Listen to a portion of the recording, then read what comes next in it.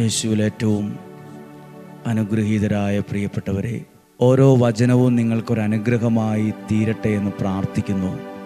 ഓരോ വചനത്തിനകത്തും സ്വീകരിക്കാൻ കഴിയുന്ന ദൈവത്തിൻ്റെ ശക്തിയുണ്ട്, പ്രവർത്തിക്കുന്ന ദൈവത്തിൻ്റെ കരമുണ്ട്. അതിലൂടെ അനുഭവിക്കാൻ കഴിയുന്ന ദൈവീക ഇടപെടലുകളുണ്ട്. നിങ്ങളുടെ പ്രാർത്ഥനകളെല്ലാം ഇന്ന് കേൾക്കാൻ പോകുന്ന വചനത്തിലേക്ക് ഏൽപ്പിച്ചു കൊടുക്കുക. നിങ്ങളുടെ വീടിനെ ഏൽപ്പിച്ചു കൊടുക്കുക. പ്രത്യേകം സമർപ്പിക്കുന്ന ഓരോ പ്രാർത്ഥനാ വിഷയങ്ങളിലും ദൈവത്തിൻ്റെ കരം വെളിപ്പെടും. ദൈവത്തിൻ്റെ അത്ഭുതകരമായ ശക്തി അനുഭവിക്കാൻ ഇടവരും. ചില വ്യക്തികൾ ജീവിതത്തിൽ പറയുന്നൊരു സങ്കടമുണ്ട്, ഞാൻ ഒന്നിനും പറ്റാത്ത വിധത്തിൽ തകർന്നു കിടക്കുകയാണ്. ഇനിയൊരു മനുഷ്യനെ കൊണ്ട് എന്നെ രക്ഷപ്പെടുത്തുക സാധ്യമല്ല, ഞങ്ങൾക്ക് വേണ്ടി പ്രാർത്ഥിക്കണം. മറ്റൊരാൾക്ക് രക്ഷപ്പെടുത്താൻ കഴിയാത്ത വിധത്തിൽ തകർന്നിരിക്കുന്ന ഏതെങ്കിലും സാഹചര്യം ജീവിതവുമായി ബന്ധപ്പെട്ട് ഉണ്ടെങ്കിൽ ദൈവകരങ്ങളിൽ അത് ഏൽപ്പിച്ചു കൊടുക്കുക. അതിന്മേൽ ദൈവത്തിൻ്റെ ഒരു ശക്തി ഇന്ന് പ്രവർത്തിക്കും. അതിന്മേൽ ദൈവത്തിൻ്റെ കരം വെളിപ്പെട്ടു വരും എന്ന് പ്രതീക്ഷയോടെ നിങ്ങൾക്ക് വേണ്ടി പ്രാർത്ഥിച്ചുകൊണ്ട് ഈ വചനം കേൾക്കാം. ഉൽപ്പത്തി പുസ്തകം 17-ാം അധ്യായം 15-ാമത്തെ വാക്യം.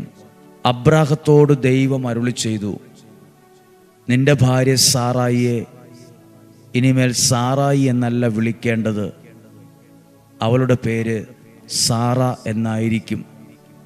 ഞാൻ അവളെ അനുഗ്രഹിക്കും, അവളിൽ നിന്ന് ഞാൻ നിനക്കൊരു പുത്രനെ തരും. അവളെ ഞാൻ അനുഗ്രഹിക്കും, അവൾ ജനതകളുടെ മാതാവാകും. ഇതെല്ലാം ദൈവം അബ്രാഹത്തോട് പറഞ്ഞു. അപ്പോൾ ഇത് കേട്ടപ്പോൾ അബ്രാഹാം, 17-ാമത്തെ വാക്യം, അബ്രാഹാം കമിഴ്ന്നു വീണ് ചിരിച്ചുകൊണ്ട് ആത്മഗതം ചെയ്തു. 100 വയസ്സ് തികഞ്ഞവന് കുഞ്ഞു ജനിക്കുമോ? 90 എത്തിയ സാറ ഇനി പ്രസവിക്കുമോ?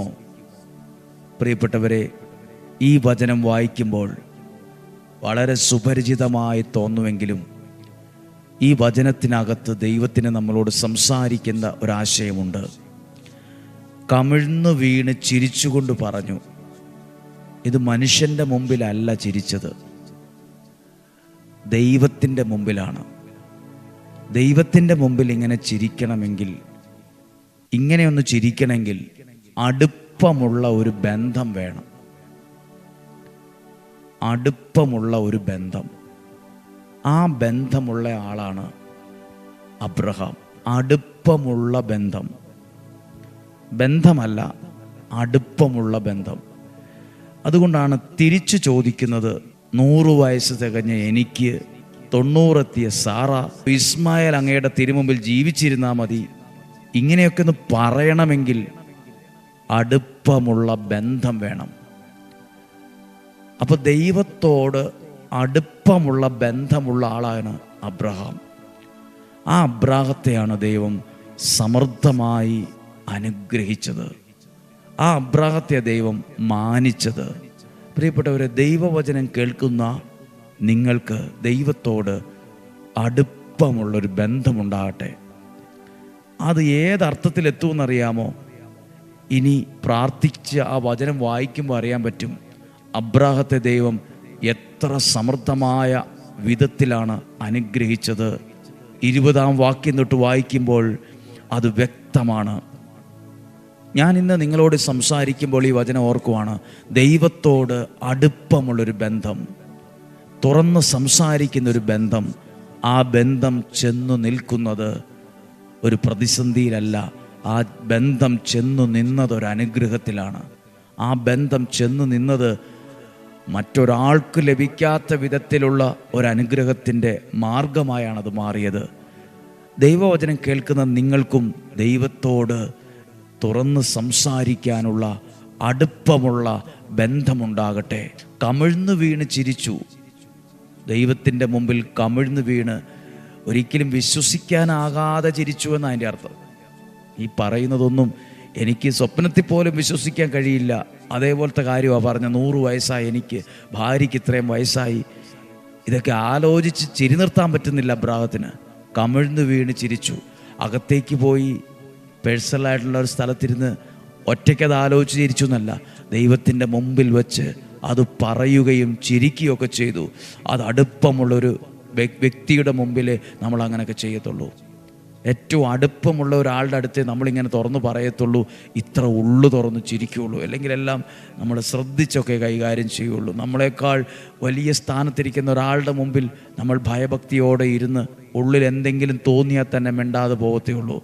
അധികം ഒച്ചത്തിൽ ചിരിക്കാനോ ബഹളം വയ്ക്കാനോ ഒന്നും നമ്മൾ നിൽക്കത്തില്ല. നമ്മൾ പിന്നീട് മാറി പറഞ്ഞ് ചിരിക്കുമായിരിക്കാം. പക്ഷെ അബ്രാഹാം ദൈവത്തിൻ്റെ മുമ്പിൽ വെച്ച് തന്നെ ആ ചിരിക്കണമെങ്കിൽ, അങ്ങനെ തുറന്ന് പറയണമെങ്കിൽ ആ ബന്ധം നോക്കൂ.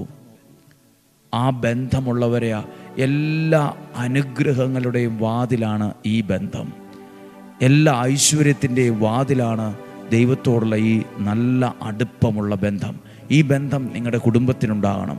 ഈ ബന്ധം നിങ്ങളുടെ ജീവിത പങ്കാളിക്കുണ്ടാകണം. ഈ ബന്ധം നിങ്ങളുടെ മക്കൾക്കുണ്ടാകണം. ഈ ബന്ധം നിങ്ങളുടെ ഭവനത്തിനുണ്ടാകണം. ഈ ബന്ധമാണ് എല്ലാ ബന്ധനങ്ങളെയും അകറ്റുന്ന ബന്ധം. എല്ലാ പ്രതിസന്ധികളെയും മാറ്റുന്ന ബന്ധമാണ്. പ്രശ്നങ്ങളെ മാറ്റുന്ന ബന്ധമാണിത്. ദൈവം ഒരു ഉടമ്പടി ബന്ധം സ്ഥാപിക്കുന്ന ബന്ധമാണിത്. അബ്രാഹത്തോട് ദൈവം ഉടമ്പടി സ്ഥാപിച്ചു. ഇസ്ഹാക്കിനോട് ദൈവം ഉടമ്പടി സ്ഥാപിച്ചു. പ്രിയപ്പെട്ടവരെ, ദൈവത്തിൻ്റെ വചനം കേട്ട് പ്രാർത്ഥിക്കുന്ന നിങ്ങൾക്ക്, ആ സ്വീകരിക്കുന്ന നിങ്ങൾക്ക് ദൈവത്തോട് അടുപ്പമുള്ള ബന്ധമുണ്ടെങ്കിൽ നിങ്ങളോടും നിങ്ങളുടെ കുടുംബത്തോടും തലമുറയോടും ദൈവം ഉടമ്പടി ബന്ധം സ്ഥാപിക്കും. അനുഗ്രഹങ്ങൾ നൽകുന്ന വലിയ ഉടമ്പടി ബന്ധം ആരംഭിക്കും. ദൈവം നിങ്ങളെ സഹായിക്കട്ടെ. അടുപ്പമുള്ള ബന്ധമുണ്ടാകട്ടെ. ചില കാര്യങ്ങളൊക്കെ കേൾക്കുമ്പോൾ, പറയുമ്പോൾ, അത് കേൾക്കുമ്പോഴൊക്കെ നമുക്കിതൊന്നും വിശ്വസിക്കാൻ പോലും കഴിയത്തില്ലായിരിക്കാം. പക്ഷേ ദൈവത്തോട്, കർത്താവ് എന്നെയും എൻ്റെ കുടുംബത്തെയും കുറേ കൂടി ദൈവത്തോട് അടുത്തു നിർത്തണമേ, അടുപ്പമുള്ളൊരു ബന്ധം ഞങ്ങൾക്ക് നൽകണമേ, അടുപ്പമുള്ളൊരു ബന്ധം ഞങ്ങൾക്ക് നൽകണമേ. അടുപ്പമുള്ള ബന്ധം ഒരു എനർജിയാണ്, ഒരു ശക്തിയാണ്, ഒരു ബലമാണ്, ഒരു പ്രത്യാശയാണ്. അടുപ്പമുള്ള ബന്ധം പലവിധമുണ്ട്. അടുപ്പമുള്ള ബന്ധം ഹൃദയബന്ധമാണ്. ആ ബന്ധം ദൈവത്തോടാണെങ്കിൽ അവിടെ ബന്ധനത്തിന് സ്ഥാനമില്ല, അവിടെ ഇരുട്ടിന് സ്ഥാനമില്ല, അവിടെ ഒരു പ്രശ്നങ്ങൾക്കും സ്ഥാനമില്ല. അതിനെ മറികടന്ന് പോകാൻ സ്വർഗത്തിലെ ദൈവം എനിക്ക് പ്രത്യേകം ശക്തി തരും. പ്രാർത്ഥിക്കുക, കർത്താവേ, ഈ തിങ്കളാഴ്ച ദിവസം അങ്ങയുടെ വചനത്തെ കേൾക്കുന്ന ഈ വ്യക്തിയെ അനുഗ്രഹിക്കണമേ.